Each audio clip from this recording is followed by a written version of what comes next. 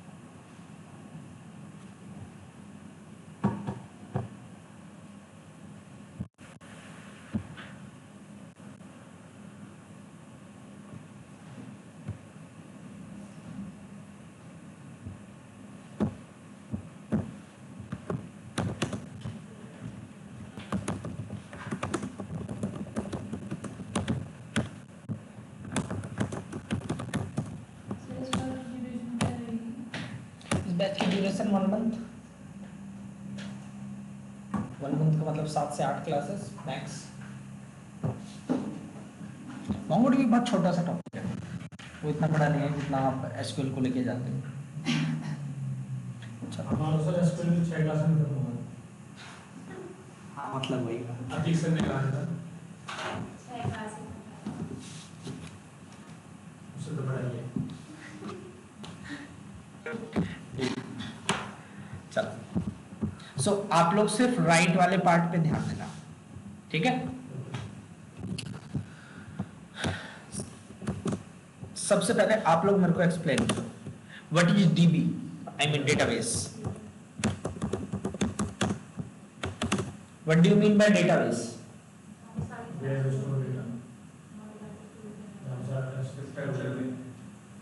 अच्छा, क्या मैं फाइल में डेटा स्टोर नहीं कर सकता? सर फाइल में सीक्वेंस बहुत सारी फाइल में हम जैसे हमें सारी फाइल होती है ना उसको सीक्वेंस वाइज हमें डाटा स्टोर कराते हैं, उसको डेटाबेस कहते हैं। मैं एक्सेल फाइल के अंदर स्टोर करा लूं? जिसमें बहुत सारी फाइल्स अलग-अलग टाइप की उसके एक जगह रखते हैं। ठीक है। और कोई और नोट्स मत देखो। एक बार बताओ, फाइल में क्या ऑर्गेनाइज वे में डेटा स्टोर नहीं होता? क्या एक्सेल फाइल में डेटा ऑर्गेनाइज वे में सेल्स के अंदर, I mean rows and columns के अंदर डेटा स्टोर नहीं हो सकता? हो सकता है।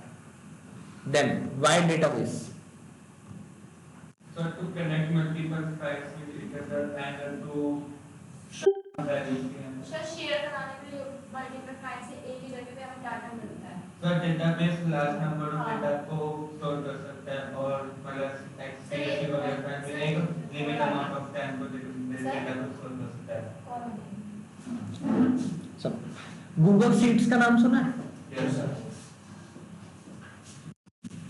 क्या अलग अलग एप्लीकेशन से उसमें डेटा स्टोर कराया जा सकता है? गूगल शीट्स कराया जा सकता है, ठीक है। नाम आई थिंक सुना होगा सबने गूगल शीट्स में, ठीक है। देखो बात ये होती है ना, जो आपका फाइल होता है,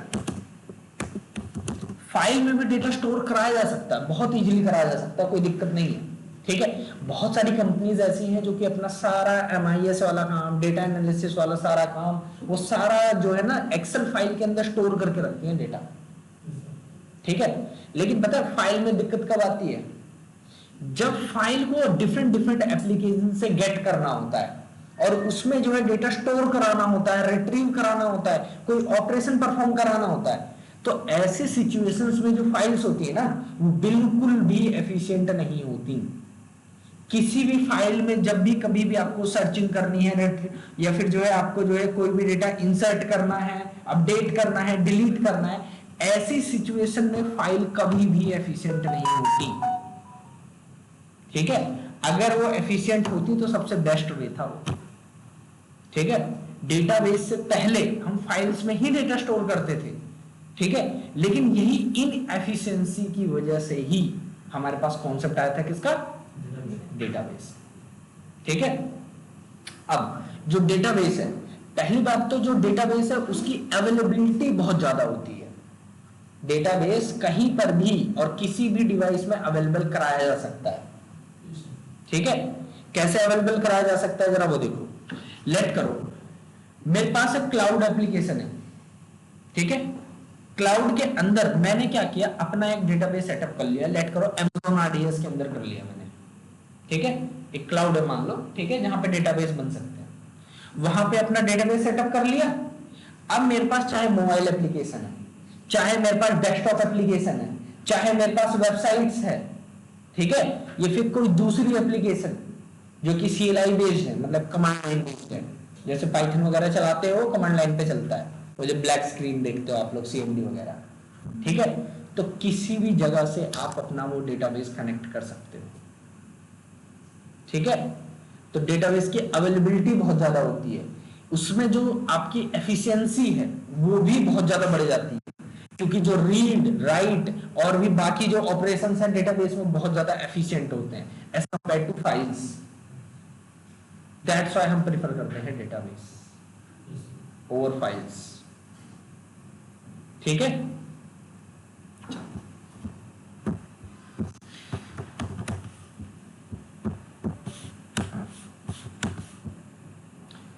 एक बात बताओ, पुराने फाइल बेस्ड सिस्टम में दिक्कत क्या थी वैसे? एक तो चलो एफिशिएंसी वाली दिक्कत तो थी ही। ठीक है, लेट करो, वैसे तो एसक्यूएल का टॉपिक है बट कोई नहीं, लेट करो एक स्कूल है, स्कूल में एक क्लास है, हमें उन क्लास में जितने बच्चे हैं उनका रिकॉर्ड्स जो है, उनका डेटा जो है स्टोर करना है। ट्रेडिशनली हम ये डेटा कहाँ स्टोर करते थे? रजिस्टर्स के अंदर। ठीक है, रजिस्टर्स के अंदर स्टोर करते थे। किस फॉर्मेट में करते थे? टेबल की फॉर्म में। ठीक है, टेबल के अंदर कॉलम हुआ करते थे। ठीक है, और उन्हीं कॉलम में हर एक रो में एक एक स्टूडेंट की एंट्रीज होती थी। ठीक है, अब लेट करो फाइल है, उस फाइल में कोई भी स्टूडेंट का डेटा इंसर्ट हुआ। ठीक है, फिर जो रजिस्टर उसकी भी एक लिमिट होती है नहीं होती है? बट डेटाबेस में कोई लिमिट नहीं है, कितना भी इंसर्ट करते जाओ सेम टेबल में। ठीक है, वो मेमोरी के ऊपर आपकी डिपेंड करता है। फिर उसके बाद अगर कोई भी डेटा बार बार अपडेट करना है रजिस्टर में, अगर बार बार अपडेट करते रहोगे तो फ्लूट के ऊपर फ्लूट लगाते रहोगे आप लोग। ठीक है, कोई डेटा लेट को डिलीट करना है, डिलीट करने के बाद भी आप कट ही तो करोगे रजिस्टर में से, क्या प्रॉपर्ली वो डिलीट हो जाएगा? नहीं। लेट करो मेरे पास एक ही रजिस्टर है, और लेट करो जो प्रिंसिपल है, जो क्लास टीचर है, ठीक है, और भी मल्टीपल टीचर्स हैं, उनको वो सेम रजिस्टर चाहिए, तो क्या वो उसको उनको मिल पाएगा? नहीं मिल पाएगा। चलो अगर मैं दिलाना भी चाहूं सबको एक एक, तो उस रजिस्टर की कॉपी बनानी पड़ेगी, और कॉपी बनाना कितना टाइम कंज्यूमिंग टास्क है? ठीक है, अब लेट करो हमने कॉपी नहीं बना रखी, एक ही रजिस्टर है और स्कूल में आग लग गई। ठीक है, गया रजिस्टर, गया डेटाबेस। ठीक है, तो इस चीज से बचने के लिए आजकल जितने भी मॉडर्न स्कूल्स हैं वो सारा अपना स्टूडेंट्स का जो भी रिकॉर्ड्स है वो कहां स्टोर करने लगे? डेटाबेस। डेटाबेस पहली बात तो अवेलेबिलिटी बहुत है, मिलियंस ऑफ रिकॉर्ड स्टोर कर सकता है, एफिशिएंटली उसके ऊपर ऑपरेशंस हो सकते हैं। ठीक है, उसके बाद दूसरा, वो डेटाबेस जो है ना बहुत इजीली बैकअप किया जा सकता है, कहीं पे भी स्टोर किया जा सकता है, इवन क्लाउड पे भी। For example Amazon RDS। ठीक है, बहुत अच्छी चीज है क्लाउड वगैरह, कभी एक्सप्लोर करना। ठीक है, सो ये डेटाबेस के सारे फायदे थे ओवर फाइल्स। अब जो डेटाबेस होता है, डेटाबेस दो तरीके का होता है, एक तो एसक्यूएल बेस्ड और दूसरा होता है नो एसक्यूएल। ठीक है, एसक्यूएल बेस्ड जो होता है ना उसे हम लोग आरडीबीएमएस बेस्ड भी बोलते हैं, relational database management system, RDBMS based. ठीक है, जब भी कभी भी हमें स्ट्रक्चर्ड डेटा स्टोर कराना है सबसे बेस्ट फॉर्मेट होता है टेबल। ठीक है, जो डेटा होता है ना उसके भी डिफरेंट डिफरेंट फॉर्मेट्स होते हैं। ठीक है, डेटा जो होता है ना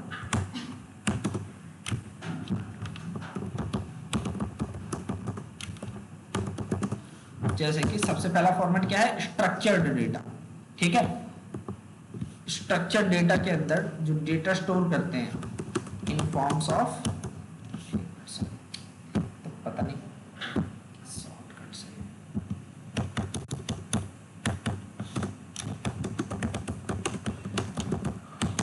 टेबल फॉर्मेट में स्टोर करते हैं। ठीक है,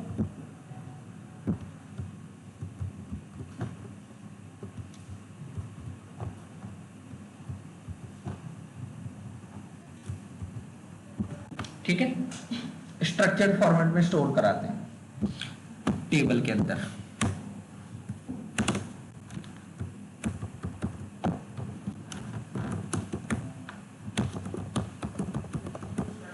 दूसरा क्या है, सेमी स्ट्रक्चर। नाम से पता चल रहा है सेमी, आधा। ठीक है, जिसमें ऐसा नहीं है कि स्ट्रक्चर ही ना हो, थोड़ा बहुत स्ट्रक्चर होता है। ठीक है,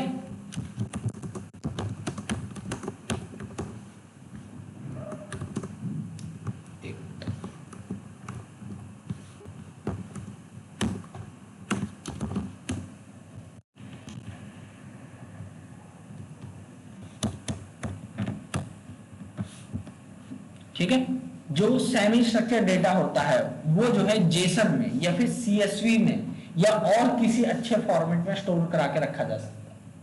ठीक है, लेकिन सबसे मेजर सिर्फ दो है, जेसन और सीएसवी। ठीक है, अभी इन दोनों के बारे में एक्सप्लेन करूंगा।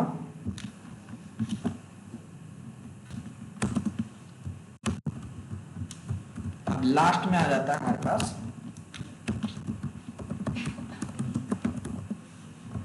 Unstructured data.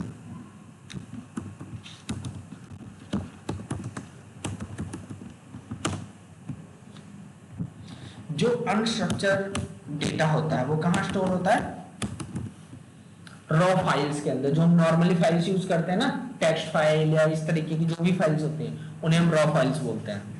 ठीक है, तो वो जो हम स्टोर करेंगे वो रॉ फाइल्स में करेंगे या फिर आप बाइनरी में भी कर सकते हो। जो इमेज वगैरह होती है वो क्या होती है, बाइनरी फॉर्मेट होती है। बाइनरी का मतलब क्या होता है, 0 और 1 की फॉर्मेट। ठीक है, तो जो बाइनरी फॉर्मेट होता है वो आता है अनस्ट्रक्चर्ड के अंदर। ठीक है, जो normal raw files, binary format. ठीक है, आप लोगों ने कभी जो है क्या कहते हैं पीडीएफ वगैरह अपलोड किया है किसी वेबसाइट पे, किसी गवर्नमेंट फॉर्म वगैरह जब भी भरा होगा कभी अपलोड किया है, तो वो भी तो कहीं ना कहीं स्टोर हो रहा होगा। तो इस तरीके के डेटा को भी स्टोर किया जा सकता है। ठीक है, सो डेटा 3 तरीके के होते हैं, स्ट्रक्चर्ड, सेमी स्ट्रक्चर्ड और अनस्ट्रक्चर्ड। स्ट्रक्चर्ड डेटा को स्टोर करते हैं हम टेबल की फॉर्मेट में। ठीक है, और अनस्ट्रक्चर्ड का मतलब होता है रॉ फाइल्स और बाइनरीज। ठीक है, फिर अब हमारा आ जाता है सेमी स्ट्रक्चर्ड। रॉ फाइल्स मतलब नॉर्मली कोई भी फाइल, जैसे कि एक्सेल फाइल स्टोर करनी है या टेक्स्ट फाइल स्टोर करनी है, पीडीएफ फाइल स्टोर करनी है, उन्हें हम रॉ फाइल्स बोलते हैं। .csv फाइल, पूरी फाइल को स्टोर करोगे तो वो रॉ ही कहलाएगा। ठीक है, इमेज वगैरह भी स्टोर कर सकते हो आप। ठीक है, इमेज हो गया, वीडियोस हो गई, ये सारी बाइनरी फॉर्मेट में जाती है। ठीक है, वरना आपको क्या लगता है नेटफ्लिक्स वगैरह पे वीडियो स्ट्रीमिंग कैसे होती होगी, कहीं ना कहीं तो स्टोर करके रखते होंगे वो, जो MP4 फाइल है या MKV जो भी फाइल होगी। ठीक है, सो अब हमें ध्यान देना है किस पे,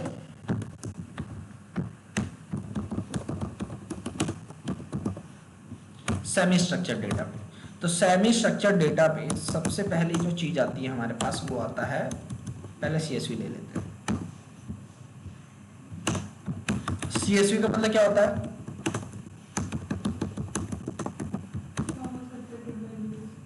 ठीक है, कॉमा सेपरेटेड वैल्यूज।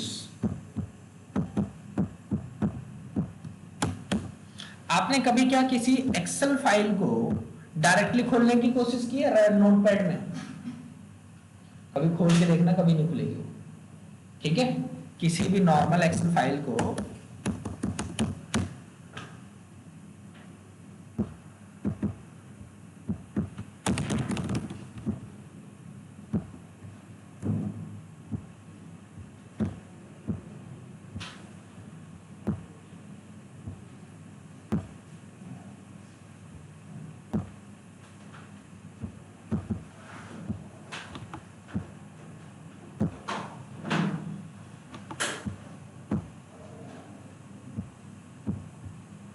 लेट करो, ये एक्सेल फाइल है, right click, open with notepad, पढ़ लो।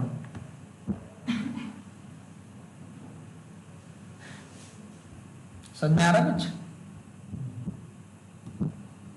किसी भी एक्सेल फाइल को जब भी आप ओपन करोगे नोटपैड वगैरह के अंदर, तो वो इनकोडेड फॉर्मेट में होती है, वो कभी नहीं खुलेगी। ठीक है, तो किसी भी इसको एक्सेल फाइल को अगर आप एज अ टेक्स्ट ओपन करोगे कभी नहीं खुलेगी। ठीक है, जिन फाइल का एक्सटेंशन डॉट XLS या XLSX है वो कभी नहीं ओपन होगी। ठीक है, इवन पीपीटी वगैरह भी नहीं होती। तो अगर इनको आपको रीड करना है तो स्पेशल सॉफ्टवेयर ही चाहिए होंगे। ठीक है, एक बात बताओ, अगर आपके पास माइक्रोसॉफ्ट एक्सेल नहीं होगा तो क्या आप एक्सेल फाइल ओपन करके उसमें कोई काम कर सकते हो? नहीं। तो स्पेशलाइज्ड सॉफ्टवेयर चाहिए होते हैं इनके लिए। ठीक है, जो इन इनकोडिंग्स को सपोर्ट कर सके। जैसे कि ऑनलाइन में भी आजकल ये इनकोडिंग आ चुकी है गूगल शीट्स वगैरह पे। ठीक है, बिना एक्सेल वगैरह के आप एक्सेल फाइल ऐसे नहीं खोल सकते। ठीक है, लेकिन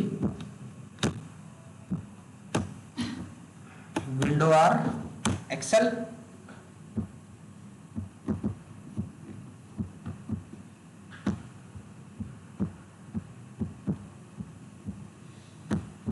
छोटा सा डेटा बना लेते हैं, सीरियल नंबर,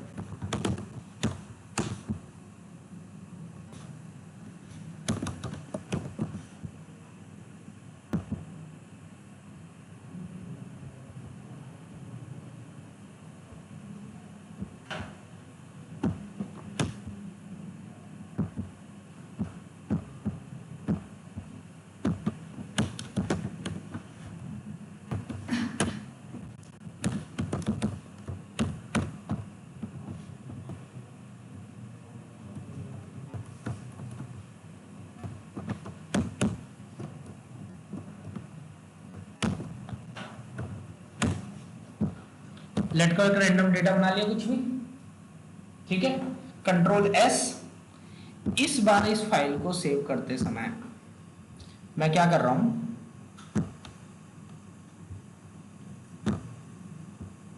क्या दे रहा हूं, CSV कॉमा सेपरेटेड वैल्यू, और इसका इनकोडिंग है UTF-8, नया कैरेक्टर सेट है। ठीक है, एंटर, और इसको डेस्कटॉप पे सेव कर लो। इसका नाम दे देता हूं रैंडम डेटा। स्टोर करा लिया, ये रहा random data. Right click, open with notepad.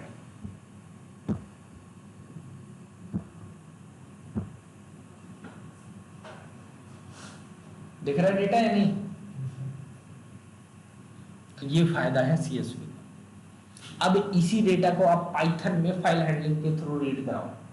ठीक है, उसमें डेटा एनालिसिस परफॉर्म कराओ, जो आपको करना है करो। ये ज्यादा बेटर नहीं है? ठीक है, एक्सेल में भी खुल जाएगा, एक प्रॉपर स्ट्रक्चर है। ठीक है, डेटा एनालिसिस में काम आ सकता है, और भी दूसरी जगह पे काम आ सकता है। लेट को ग्राफ प्लॉट करना है इस डेटा से, तो उसको भी इजीली कर पाओगे।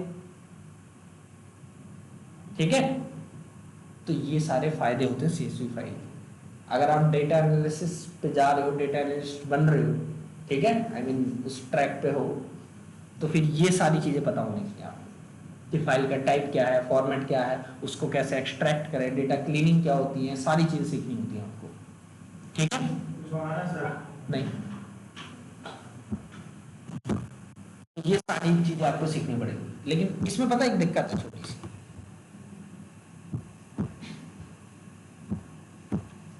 मेरे को ये बताओ, ये 10 किसका है, कौन से मंथ का है, और बताओ।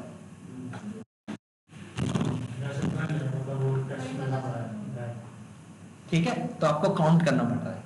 ऐसे 10,000 कॉलम्स होते तो दिक्कत आती। तो इसके लिए भी स्पेशलाइज सॉफ्टवेयर चाहिए फिर आपको, या आपका खुद का कोड चाहिए फिर, कि आपको बनाना पड़ेगा उसका कोड। तो ये कुछ दिक्कत थी इसमें भी। तो लोगों ने सोचा यार इससे भी कोई अच्छा फॉर्मेट क्या यूज किया जाए, इन्होंने सोचा इससे भी कोई अच्छा फॉर्मेट होना चाहिए जो हम यूज कर सकें, ठीक है। तो अब CSV को छोड़ दो, ठीक है।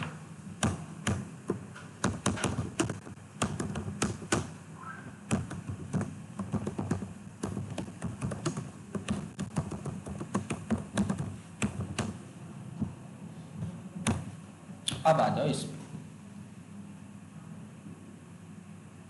क्या नाम है इसका, जावास्क्रिप्ट ऑब्जेक्ट नोटेशन, ठीक है। रियल लाइफ में ऑब्जेक्ट क्या होता है,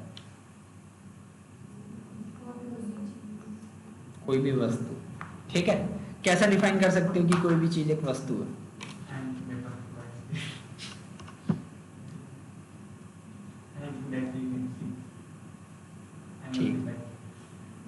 हाँ, कोई भी ऐसी चीज जो कि कुछ मास ऑक्यूपाई कर रही है, कुछ स्पेस ऑक्यूपाई कर रही है, ठीक है, जिसे हम देख सकते हैं, कोई स्टेट होता है, कुछ बिहेवियर होता है, वही तो ऑब्जेक्ट होता है, ठीक है। तो रियल लाइफ में हम जिसका भी डेटा स्टोर कर रहे हैं, ठीक है, वो हम ऑब्जेक्ट फॉर्मेट में करते हैं, ठीक है। जैसे कि मेरे को जो है कुछ स्टूडेंट्स का डेटा स्टोर करना है, या लेट करो किसी यूजर का डेटा स्टोर करना है, ठीक है। पाइथन में किस किस ने पाइथन पढ़ी है, सभी ने, कोई नहीं। आपका वैसे कोर्स क्या है, नहीं यहाँ पे वन स्टैक है ना, ओके ठीक है। अभी जावास्क्रिप्ट पढ़ ली, ओके। तो ऑब्जेक्ट पता हो, मतलब जेसन पता होगा, ठीक है। सो जो आपका जावास्क्रिप्ट है, ठीक है, उसके अंदर कॉन्सेप्ट था ऑब्जेक्ट का, किसका कॉन्सेप्ट था, ऑब्जेक्ट का। और पाइथन के अंदर कॉन्सेप्ट था डिक्शनरी का, किसका कॉन्सेप्ट है, डिक्शनरी का, ठीक है। और जो डिक्शनरी होती है, डिक्शनरी के अंदर जो डेटा स्टोर होता है वो होता है की एंड वैल्यू पेयर में, ठीक है, की एंड वैल्यू पेयर में। तो एग्जैक्ट वही फॉर्मेट कौन यूज करता है, जेसन। जेसन भी एग्जैक्ट डिक्शनरी का ही फॉर्मेट यूज करता है, ठीक है। और जेसन सबसे ज्यादा बेस्ट फॉर्मेट है डेटा एक एप्लीकेशन से दूसरी एप्लीकेशन में ट्रांसफर करने के लिए, और आजकल की हर एक एप्लीकेशन जेसन फॉर्मेट को समझती है, ठीक है। उसमें समझने के लिए कुछ ना कुछ लाइब्रेरी से अवेलेबल है ही, चाहे वो पाइथन हो, जावा हो, जावास्क्रिप्ट हो, सी शार्प हो, C++ हो, कोई भी, हर कोई लाइब्रेरी, मतलब कोई भी लैंग्वेज, सॉरी, कोई भी लैंग्वेज जेसन को समझ सकती है। तो समझो एक ऐसा डेटा जो कि हर एक एप्लीकेशन समझ सके, ठीक है, कितना ज्यादा यूजफुल होगा हमारे लिए, ठीक है। तो उसी डेटा का यूज जो है कुछ लोगों ने कर लिया, किसके अंदर, एपीआईज के अंदर, किसके अंदर यूज कर लिया, एपीआईज के अंदर। लेट करो मैं यहां लिख रहा हूं फेक स्टोर एपीआई, ये लेट कर कुछ और डाल देता हूं।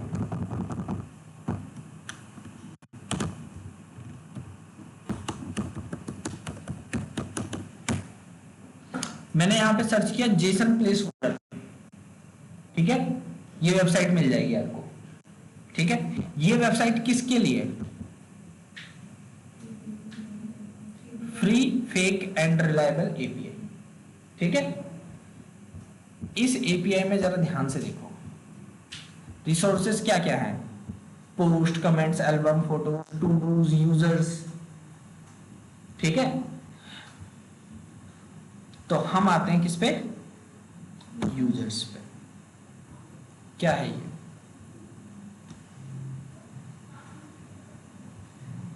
कुछ जाना पहचाना सा फॉर्मेट नहीं लग रहा है आप लोगों को? आपको कुछ जाना पहचाना सा फॉर्मेट नहीं लग रहा? क्या नाम है आपका? SQL बोला था। गुलशन, ये तो लड़के का नाम होता है, कोई नहीं। कुछ जाना पहचाना सा फॉर्मेट नहीं लग रहा? ठीक है, उनको ये लग रहा होगा ऑब्जेक्ट, ऑब्जेक्ट लग रहा है नहीं? ठीक है, और आप लोगों को क्या लग रहा है, डिक्शनरी। तो जरा सोचो, एक कॉमन चीज दो अलग अलग लैंग्वेजेस में। ठीक है, जावा वाले भी इसको कर सकते हैं, कोई दिक्कत नहीं है। ठीक है, जावा में भी मैप वगैरह होते हैं इन चीज को स्टोर करने के लिए, की एंड वैल्यू पेयर। तो ये है एक यूजर का ऑब्जेक्ट। ऐसे ही टोटल हमारे पास कितने यूजर का डेटा है, 10 यूजर। ठीक है, अब ये डेटा ऑनलाइन होस्टेड है। ठीक है, तो ये जो यूआरएल है, इसके थ्रू मैं इस डेटा को फेच कर सकता हूं कहीं से भी। फॉर एग्जांपल मेरे को अगर टर्मिनल से करना है, अपने टर्मिनल से डेटा फेच करना है, आप सभी के पास वैसे गिट बैश नहीं होगा,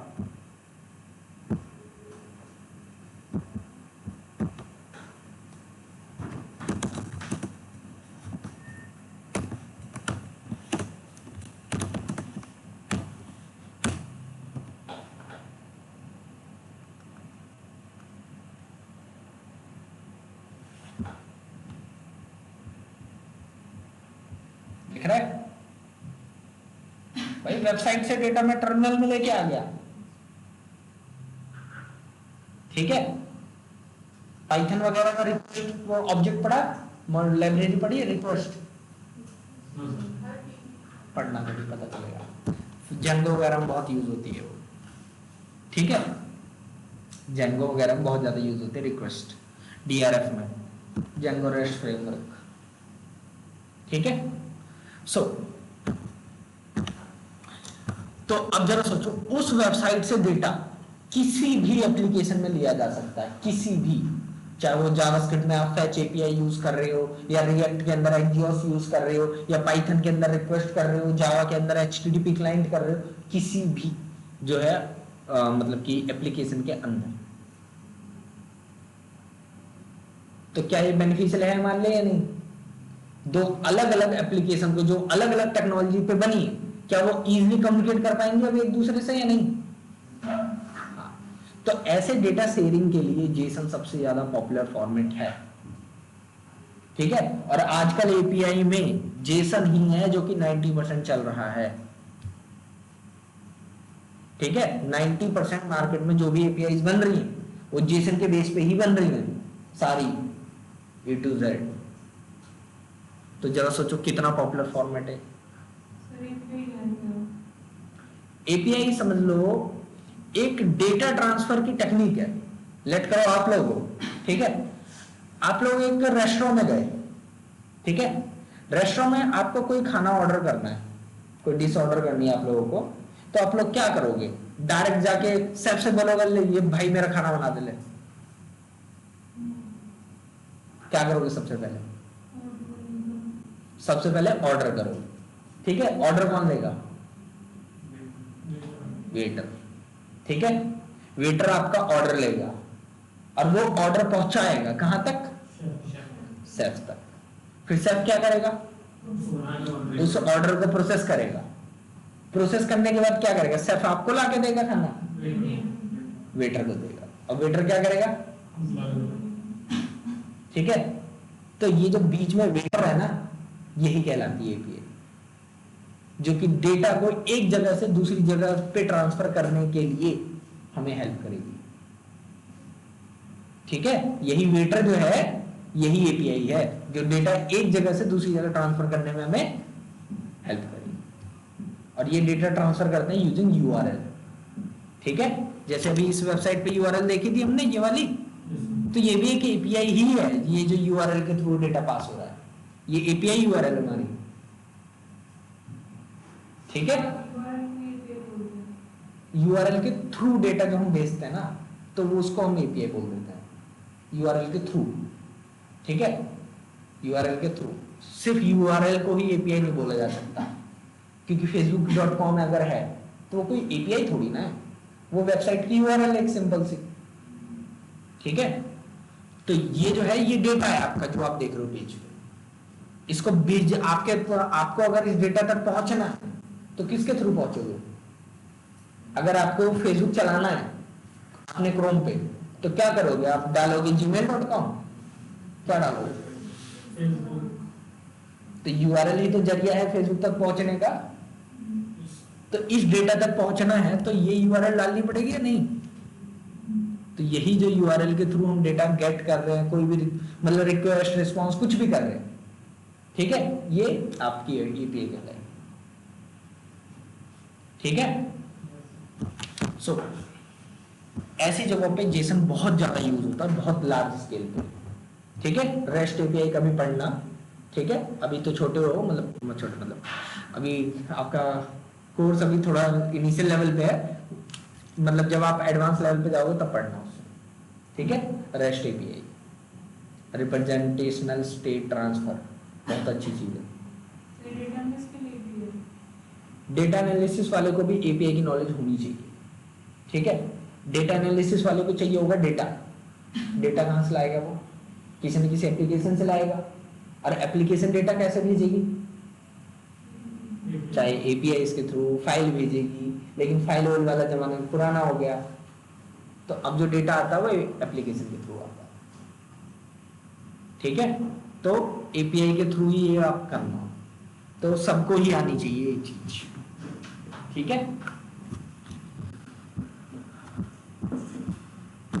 चलो, सो ये था आपका जेसन फॉर्मेट। जेसन में जो डेटा स्टोर होता है वो होता है की एंड वैल्यू पेयर में। ठीक है, बट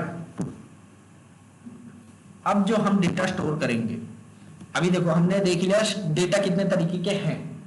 ठीक है, जेसन के एग्जांपल भी दिखा दे रहा हूं एक।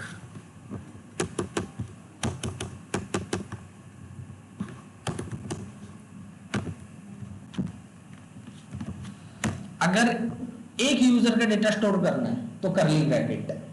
ठीक है, और यूजर्स की लिस्ट स्टोर करनी है, ठीक है, या कलेक्शन स्टोर करना है यूजर्स का, तो उसके लिए आप जो है स्क्वायर ब्रैकेट लगाओगे। ठीक है, जावास्क्रिप्ट, जावा जैसी लैंग्वेजेस में से बोल दिया जाता है एरे, स्क्वायर ब्रैकेट को। ठीक है, और पाइथन में उसे क्या बोला जाता है? लिस्ट। ठीक है, कॉन्सेप्ट सेम ही है, बस थोड़ा बहुत मिर्च मसाला लगा के आपको पेश कर रखा है अलग अलग नाम से। ठीक है, सो अभी हमें एक का ही स्टोर करना है, तो इसके लिए लेट करो मैं अपनी डिटेल स्टोर करता हूं। ठीक है, और जेसन के कुछ रूल्स होते हैं, ध्यान रखना, उनको याद सब लोगों को फॉलो करने होते हैं। जैसे कि जो भी की होती है वो डबल कोट में ही होनी चाहिए, ये रूल है। ठीक है, डिक्शनरी वगैरह में आप डबल कोट लगाओ ना लगाओ, जावास्क्रिप्ट में लगाओ ना लगाओ, कोई दिक्कत नहीं होती थी, लेकिन जेसन के कुछ स्ट्रिक्ट रूल्स हैं। ठीक है, जैसे कि डबल कोट लगाने होंगे हर एक की में। ठीक है, सो आईडी लेट करो, मैं अपनी आईडी डाल दे रहा हूं, नेम,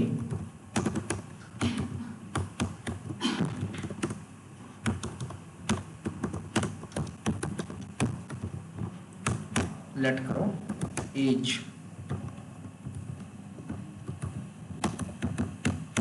लेट करो सैलरी, कोई भी रैंडम डाल दो,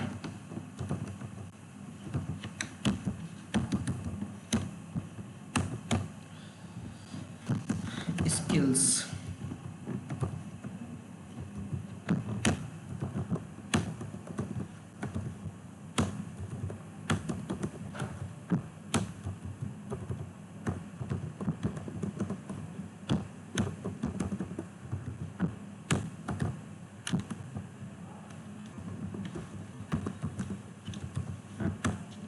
छोड़ो ये तो खत्म ही नहीं होगी।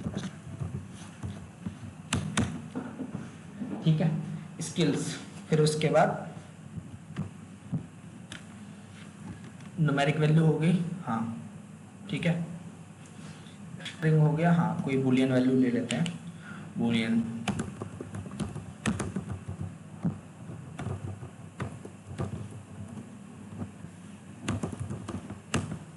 ठीक है, बूलियन हो गई, न्यूमेरिक हो गई, ओके, स्ट्रिंग हो गई, हाँ, एरे हो गया, हाँ ठीक है, और जो है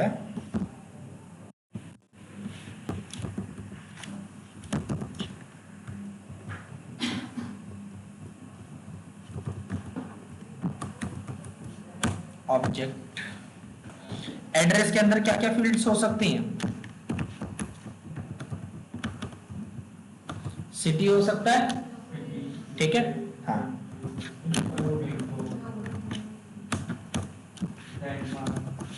हम्म,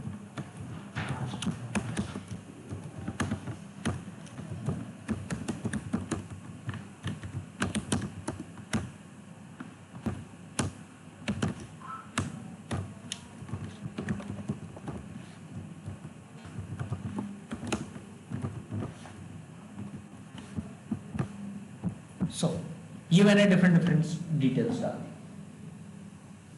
ठीक है। सो और कोई डेटा टाइप बचा है तो बताओ, उसको भी डाल देते हैं। न्यूमेरिक हो गया हमारा, स्ट्रिंग हो गया, ठीक है, एरे हो गया, उसके बाद एड्रेस, ठीक है, जो कि एक तरीके का क्या है, ऑब्जेक्ट है, ठीक है। आप लोग नेस्टेड डिक्शनरी यूज किया है कभी? डिक्शनरी के अंदर डिक्शनरी, वही चीज, ऑब्जेक्ट के अंदर ऑब्जेक्ट, ठीक है। यहां तक किसी को कोई डाउट है तो पहले पूछ लो।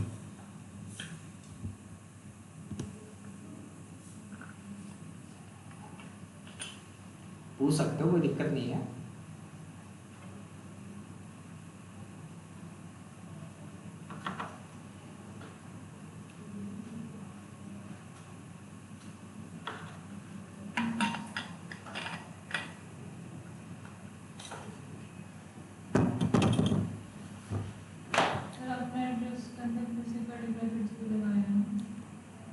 करली ब्रैकेट का मतलब होता है ऑब्जेक्ट।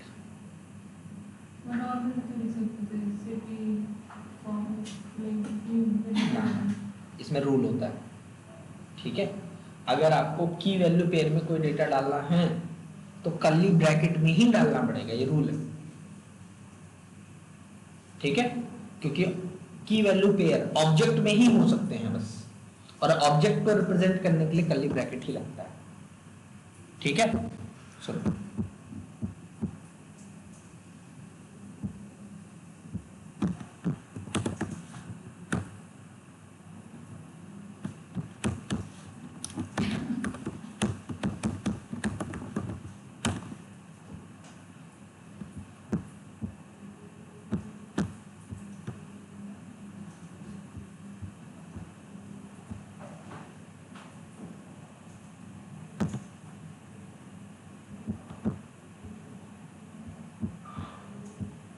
ये दिख रहा है क्या है ये?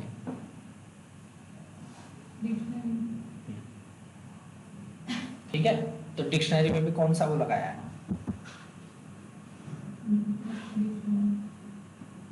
तो नेस्टेड डिक्शनरी में भी कर्ली ब्रैकेट ही लगाया है, तो वहां पे भी वही लगेगा, ठीक है।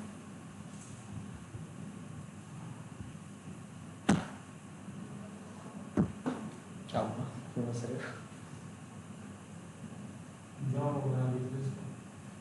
क्या बना दिया? ओके,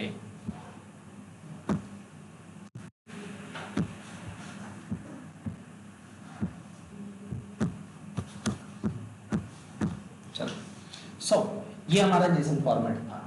एक यूजर का डेटा स्टोर करना है तो, अगर मल्टीपल का स्टोर करना हो तो एरे की फॉर्मेट में कर लेना, ठीक है। चलो, तो ये तो अभी सिर्फ यही डिस्कस हुआ है कि डेटा कितने तरीके के हैं, क्या है डेटाबेस, क्या है, बस इतना ही, ठीक है। सो इन 3 तरीके के डेटा को स्टोर करने के लिए हमारे पास क्या है,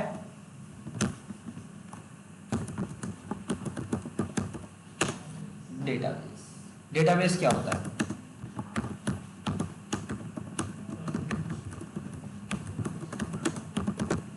डाटा नहीं, डेटा। ठीक है, दिन वाला डे, फिर टा। सो डेटाबेस क्या होता है? Organise collection of data. ठीक है, तो जो डेटा हम स्टोर करते हैं वो 2 तरीके के होते हैं।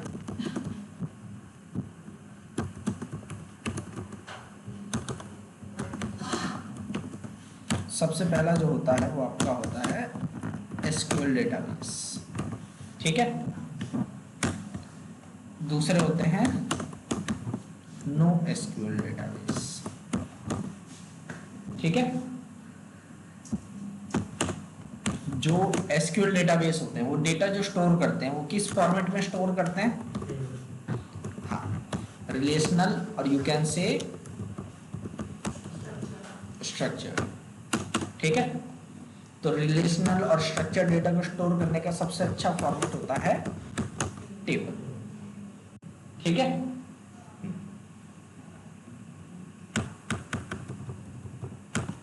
तो उसके लिए एसक्यूएल डेटाबेस हम यूज करते हैं। ठीक है, एग्जांपल क्या क्या है एसक्यूएल डेटाबेसेस के?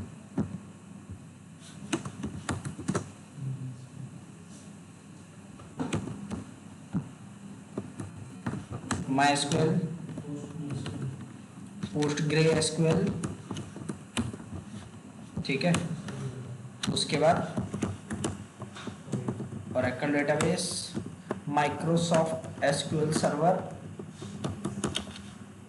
ठीक है, उसके बाद Amazon RDS, DynamoDB जिसे हम बोलते हैं। ठीक है, Amazon RDS के अंदर DynamoDB हो गया। ठीक है, और भी बहुत सारे डेटाबेसेस हैं। ठीक है,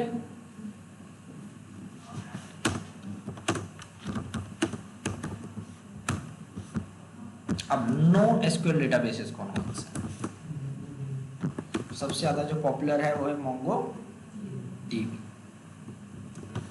ठीक है, जो नो एसक्यूएल डेटाबेस होते हैं वो जो डेटा स्टोर करते हैं वो किस फॉर्मेट में करते हैं? सेमी और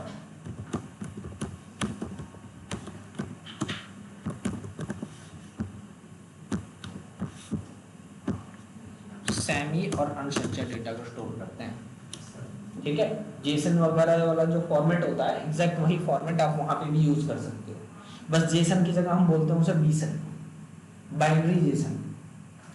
ठीक है, बाइनरी जेसन, उसके बाद हम उसके बारे में हम देखेंगे और पढ़ेंगे। ठीक है, सो मोंगोडीबी जो है ये क्या है? No SQL database. ठीक है,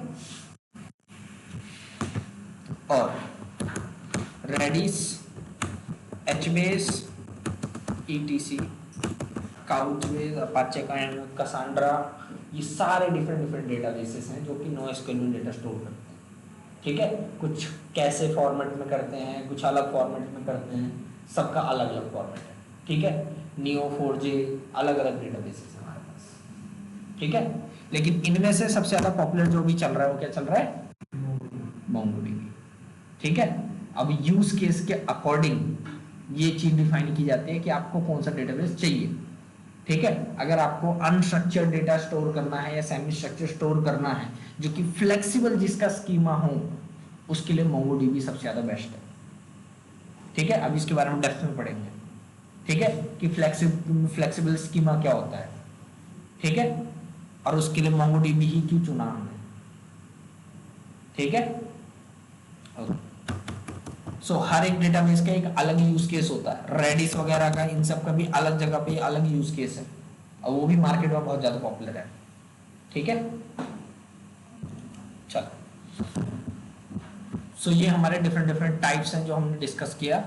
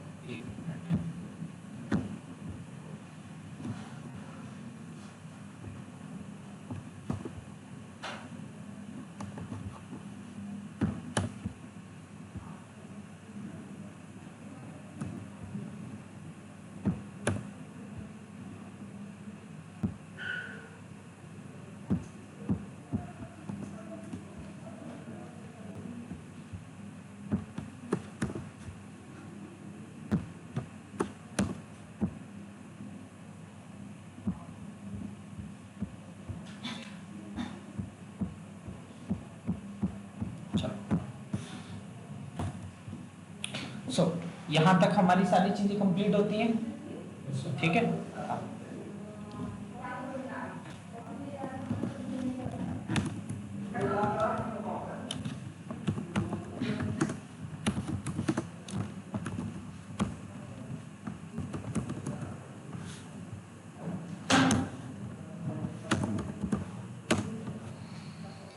एक सिनेरियो रिलेट करो आप लोग, आपको एक ई कॉमर्स एप्लीकेशन बनानी है। क्या बनानी है? ई कॉमर्स एप्लीकेशन, ठीक है। उसके अंदर मेरे को प्रोडक्ट्स का डेटा स्टोर करना है, ठीक है। प्रोडक्ट्स क्या क्या हो सकते हैं ई कॉमर्स एप्लीकेशन में? कुछ भी हो सकता है। For example Electronics, toys. कुछ भी हो सकता है। हम मान के चल रहे हैं कि हम एक फोन का डेटा स्टोर कर रहे हैं, लेट करो फोन है उसका डेटा स्टोर करना है, ठीक है। और लेट करो पर्स है, ईयरबड्स हैं, या फिर जो है क्या कहते हैं कुछ कपड़े हैं, ठीक है, जीन्स वगैरह है, इन सब का डेटा स्टोर करना है मेरे को, ठीक है। आप लोग मेरे को ये समझाओ कि इनका डेटा टेबल की फॉर्मेट में कैसे स्टोर किया जा सकता है। एक फोन की क्या क्या डिटेल्स हो सकते हैं, क्या क्या फील्ड हो सकती हैं? हाँ, रैम कितनी है, डिस्प्ले क्या है, स्टोरेज क्या है, डिस्प्ले का टाइप क्या है, ठीक है, क्या वो एमोलेड है या नहीं है, ठीक है, और भी डिफरेंट डिफरेंट है, ये सारा डेटा हो सकता है, ठीक है। और एक कलेक्ट करो कोई कपड़ा है, जो मान लो टी शर्ट है, टी शर्ट में क्या क्या एट्रीब्यूट्स हो सकते हैं? फैब्रिक, कलर, उसके साइजेस डिफरेंट डिफरेंट, ठीक है, ये सारे हो सकते हैं। बेंच,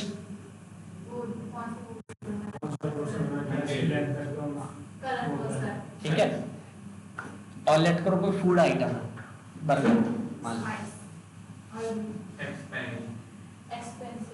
ठीक है।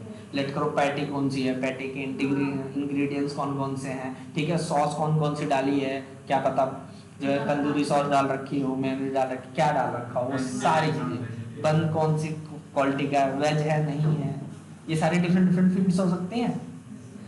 अब इन सारे प्रोडक्ट्स को आप टेबल की फॉर्मेट में स्टोर करो। क्या स्ट्रक्चर बनेगा टेबल का बताओ? नंबर ऑफ रोज में तो वो प्रोडक्ट की डिटेल्स आएंगी, कॉलम्स कौन कौन से होंगे टेबल के अंदर?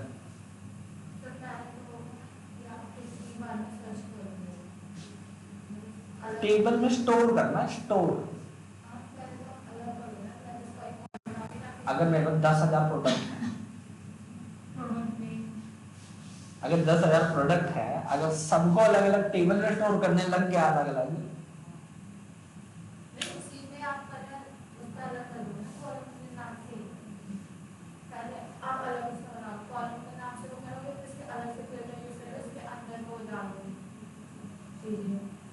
ये सेलेक्ट किया तो उसमें चॉइस है कि ये चीज है तो उसमें आप सेलेक्ट करो या आपको कौन सी चाहिए। हम वेबसाइट पर काम नहीं कर रहे कि आप बटन दबाओगे तो वहां पे नहीं, मेन्यू ऐसे खुलेगा। टेबल फॉर्म में आपका प्रोडक्ट नेम करना पड़ेगा, उसके हिसाब से चलना पड़ेगा, दूसरा आपको प्राइस के वजह से करना पड़ेगा, ठीक है। अब मान लो कोई फोन है, उसके क्या क्या कॉलम्स होंगे? प्राइस, चलो प्राइस मान लिया, और स्टोरेज, रैम की हाँ। कैपेसिटी, स्क्रीन वगैरह, ये सारी होगी। ये सारे डिफरेंट डिफरेंट कॉलम बनाओगे और उसी टेबल के अंदर आप शर्ट का भी डेटा स्टोर कर रहे हो, तो उसमें नए कॉलम ऐड हो जाएंगे। तो नए कॉलम बनाओगे। लेट करो आप फिर खाने के आइटम डाल रहे हो, उसके लिए अलग कॉलम होंगे। हाँ। अब एक बात बताओ, जो मैं खाने वाले कॉलम बनाऊंगा मैं, क्या वो कॉलम के अंदर जो है कहते हैं फोन का कोई डेटा स्टोर होगा, या कपड़े का, या किसी और का? नहीं सर। ऐसे ही फोन के लिए बनाऊंगा तो किसी और में वो कॉलम यूज होगा? भाई ऐसे 10,000 अलग अलग प्रोडक्ट, और हर एक प्रोडक्ट में कुछ ना कुछ अपनी खुद की फील्ड होगी, कितने कॉलम वेस्ट करोगे? कॉलम वेस्ट करने का मतलब है एक कॉलम का डेटा टाइप के हिसाब से मेमोरी वेस्ट कर रहे हो आप। अगर इंटीजर है तो 4 बाइट की मेमोरी सीधा सीधा यूज कर रहे हो एक कॉलम में, और नंबर ऑफ रोज न जाने कितनी होंगी, फिर फ्यूचर में ऐसे न जाने कितने कॉलम होंगे, कितनी मेमोरी वेस्ट करोगे?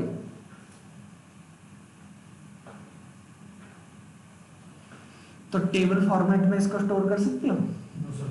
क्या ये एफिशिएंट है टेबल फॉर्मेट में स्टोर करना? तो क्या करें, इस प्रॉब्लम को सॉल्व कैसे करें? तो स्टोर कहाँ करें अनस्ट्रक्चर्ड वाले को? मोंगोडीबी। अब रोल आया किसका? मोंगोडीबी का।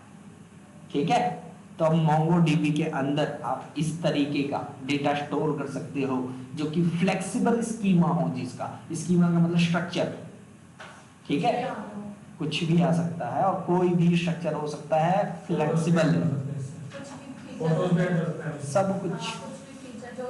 ठीक है, सारी चीज। ठीक है, और वैसे कभी किसी इमेज वगैरह को डेटाबेस में स्टोर नहीं करना चाहिए। ठीक है, डेटाबेस ज्यादा कॉस्टली होता है।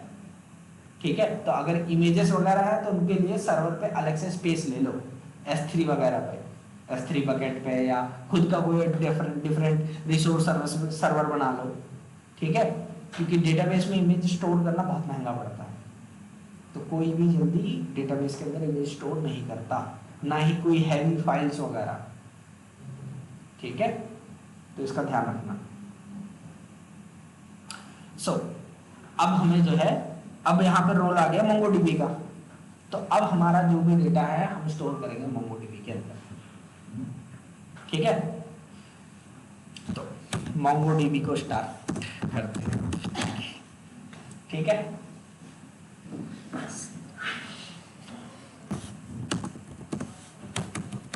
अब मोंगोडीबी जो है वो क्या यूज करता है, कौन सा फॉर्मेट यूज करता है?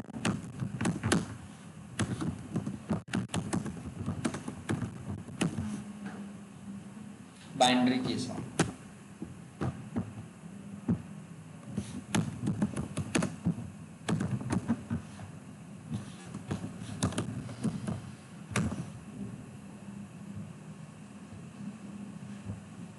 ये दिख रहा है?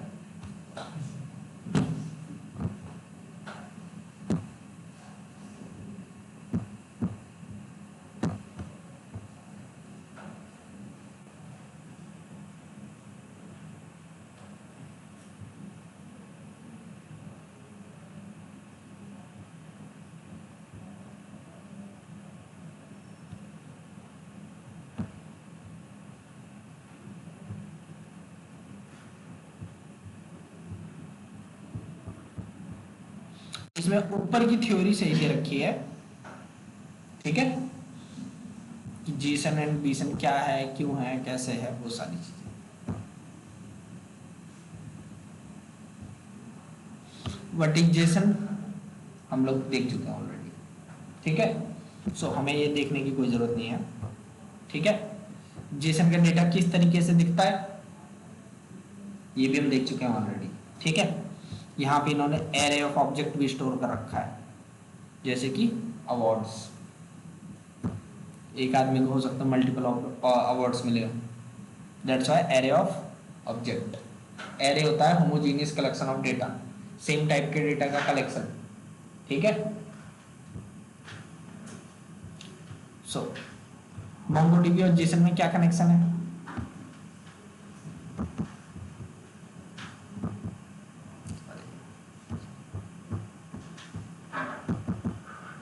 क्या लिखा होगा?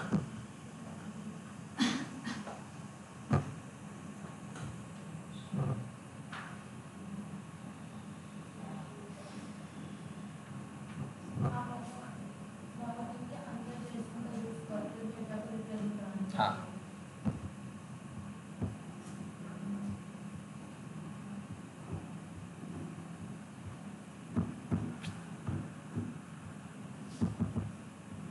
क्या लिखा हुआ है?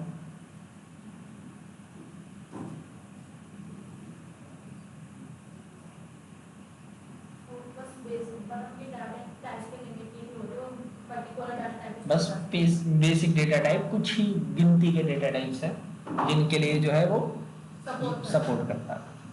ठीक है, लेकिन मोंगोडीबी ने बोला मेरे को सिर्फ इतने में थोड़ी ना जो स्टिक रहना है, मेरे को जो है क्या कहते हैं और भी डेटा जो है स्टोर करने हैं हर एक तरीके के। हाँ, जिसमें बाइनरी फॉर्मेट भी आ सके जो कि अनस्ट्रक्चर्ड है। ठीक है, तो इसके लिए इन्होंने कॉन्सेप्ट निकाला किसका, और भी देखो और भी पॉइंट्स हैं। देयर आर सेवरल इशू, अरे यार क्या हो रहा है, स्क्रॉल कर जा रहा है,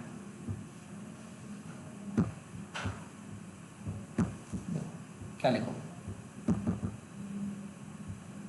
ये जूम करने की वजह से हो रहा है, क्या लिखो, there are several issues that make JSON less than ideal for usage inside of a database data. ठीक है, अगला पॉइंट क्या है, JSON objects and property doesn't have fixed length which makes traversal slower. ठीक है, इसके अंदर जो भी ऑब्जेक्ट्स हैं और उनकी जो भी फील्ड्स हैं, प्रॉपर्टी मतलब फील्ड्स, ठीक है, जैसे आईडी नेम ये सब, इनकी कोई भी एक फिक्स्ड लेंथ नहीं होती। ठीक है, तो उसको ट्रैवर्स करने में स्लो होते हैं जेसन। ठीक है, अगला, Jason doesn't provide meta data. Meta data मतलब होता है डेटा अबाउट डेटा। ठीक है, डेटा अबाउट डेटा, कि लेट करो ये डेटा कब बना, क्यों बना, कैसे बना, सारी डिटेल्स। ठीक है, so JSON doesn't provide meta data and type information. Type information मतलब डेटा टाइप की इंफॉर्मेशन। ठीक है, taking longer to retrieve documents, निकालने में ज्यादा टाइम लगता है जेसन से। अगर डेटाबेस में जेसन यूज करते तो ये दिक्कतें बढ़ सकती थी। That's why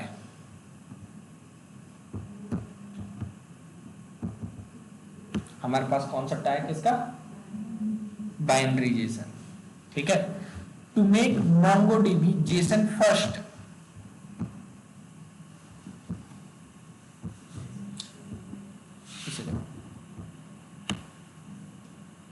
to make MongoDB JSON first, but still high for performance and general purpose, JSON was invented to bridge the gap। तो ये जो दिक्कत थी, जो गैप बन रहा था स्पीड के लिए, वो उसको कवर करने के लिए JSON को बनाया गया। ठीक है, so to bridge the gap a binary representation to store data as JSON documents optimized for speed, space and efficiency. It's not dissimilar from other binary interchange formats like protocol buffers or thrift or in terms of approach। ये छोड़ दो, ये advance की चीजें, प्रोटोबफ वगैरह। ठीक है, सो ऐसी चीजों के लिए ये जो दिक्कतें आ रही थी, इनको सॉल्व करने के लिए उन्होंने क्या लॉन्च कर दिया, बीसन, बाइनरी। ठीक है, तो बीसन भी जेसन लाइक फॉर्मेट ही होता है। ठीक है, बट वो इंटरनली कुछ ऐसा स्टोर करेगा, देखो बाइनरी फॉर्म में। स्लैश एक्स, बैकस्लैश एक्स, इसका मतलब ये हेक्साडेसिमल है। ठीक है, बैकस्लैश एक्स का मतलब हेक्साडेसिमल है। ठीक है, चलो,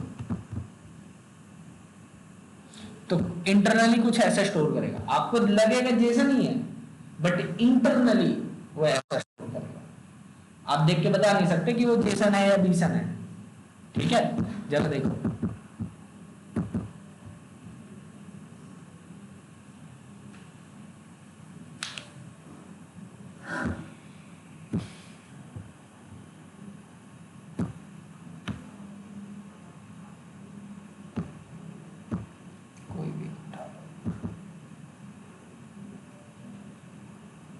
लेट करो ये डेटा है।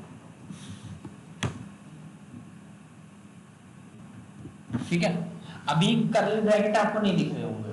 ठीक है, यहां पे आओ, एडिट,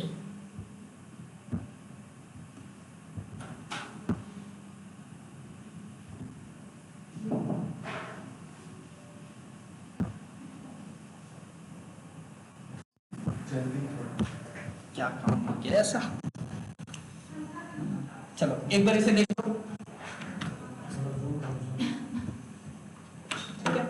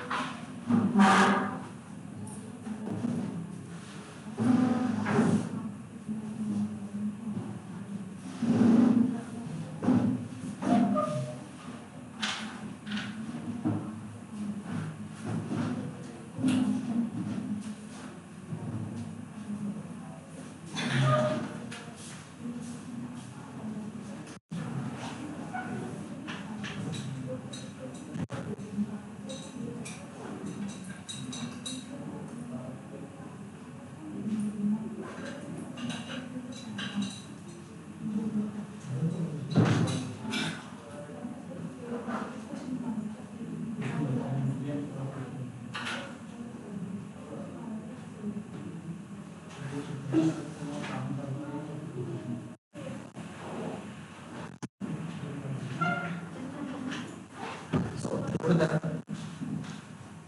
क्या ये जेसन नहीं लग रहा? करली ब्रैकेट, उसके बाद डबल कोट में आईडी, फिर उसके बाद उसकी वैल्यू, जेसन लाइक लग रहा है, ठीक है। तो हम इसी तरीके से स्टोर करते हैं डेटा, ठीक है। तो इंटरनली वो डीसन में कर रहा है, लेकिन हम जेसन के फॉर्मेट में ही जो है कोड अपना लिखेंगे। इंटरनली जरूर डीसन में कर रहा है, उसे करने तो कोई दिक्कत नहीं है, ठीक है। बस हमें पता होना चाहिए वो इंटरनली डीसन में कर रहा है, जेसन में नहीं कर रहा है, ठीक है। तो हम जेसन में ही सारा अपना काम करेंगे, ठीक है। तो एक काम करते हैं, नेक्स्ट क्लास, ठीक है। एक बार मेरे को अपनी अटेंडेंस बता दो।